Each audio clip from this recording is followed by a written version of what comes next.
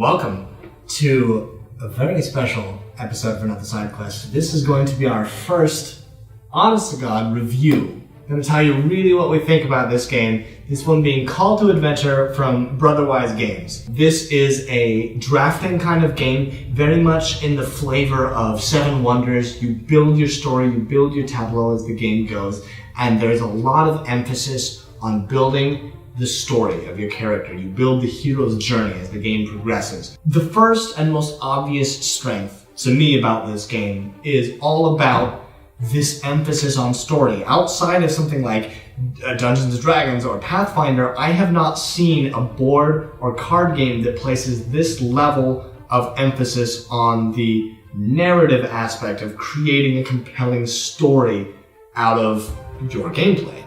The counterpoint to that is that it has a tendency to lend itself towards attribute railroading, which is to say that your character is developed towards 1 to 2 primary skills, sometimes splashing a third, but usually, for instance, intelligence and dexterity, you'll be stuck choosing those cards that best suit your path. And while that leads to a cohesive story, it does mean that if you as a player decide to take your character down a darker path or a different path, that your options are somewhat limited. There are, beyond that, some rule ambiguities that make this first printing of the game a little bit difficult.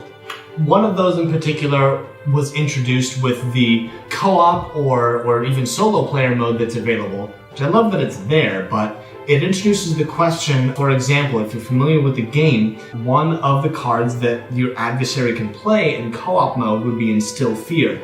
That's triggered when the core rune rolls the triangle side up. You flip Instill Fear, which triggers you to choose another challenge. However, that begs the question, on the rest of the runes you may have rolled, for example, if I had rolled 3 Constitution runes, and one of them rolled Diamond side up, would I also gain an experience, or would the Instill Fear that makes me choose another challenge or trait immediately take effect and remove that?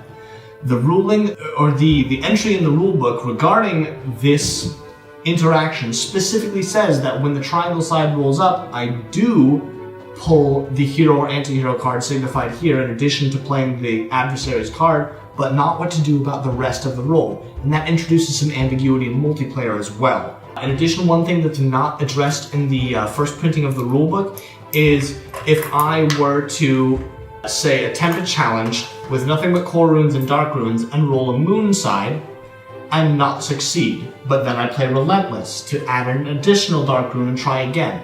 Do I gain the corruption from the first one? But we have some silver lining here because of the way Brotherwise tends to work.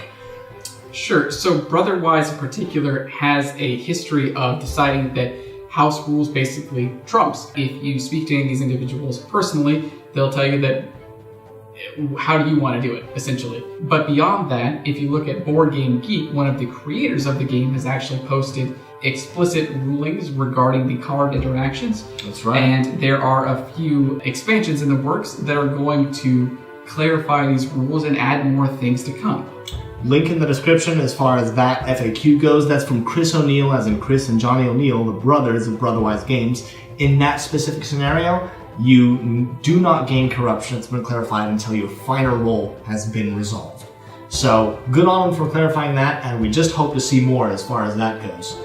Now, regarding this game in particular, one of the strongest things about it, and one of the most unique things about it, is its theming. So if you choose to go down a bright paragon path of magic and might, you will find yourselves with points that reflect a cohesive story. I really enjoy it, and I find it to be a truly unique experience with this particular game.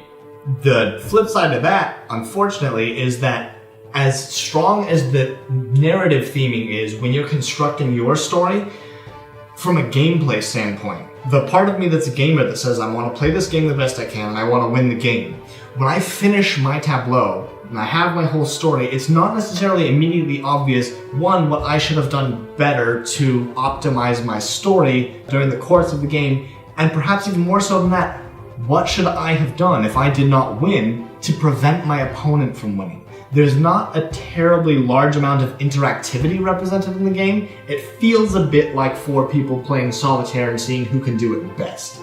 Interactivity is almost strictly related to a mechanic known as journeying, which can be done before or after your adventuring phase to cycle cards that are available to all players, or hero and anti-hero cards. They are basically the only opportunities you have to interfere with other players.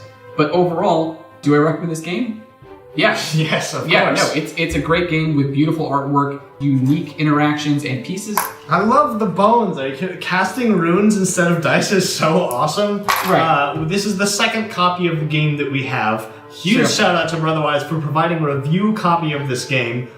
We were there to play the prototype at Gen Con. It's true. And we decided immediately this needs to be backed. We backed it on Kickstarter. We got the review copy. We're going to be signing up for that expansion. So, all in all, it's got its strengths, it's got its weaknesses, but 2 thumbs up for me. Right. So for $39.95, I'd say it's completely worth it, and it's got the ASQ backing. So please go out and buy this game and enjoy Call to Adventure yourself.